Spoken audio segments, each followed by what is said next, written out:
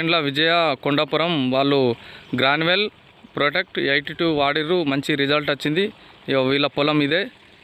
మనం అక్కడ పొలం దగ్గరలో ఉన్నాం. ఇవన్నీ పొలాన్ని చూపెడుతున్నాం మీకు. ఇక్కడ మంచిగా పొలం బాగుంది. ఇక్కడ మేము పిలకలు లెక్క పెట్టిస్తాం. చూడండి.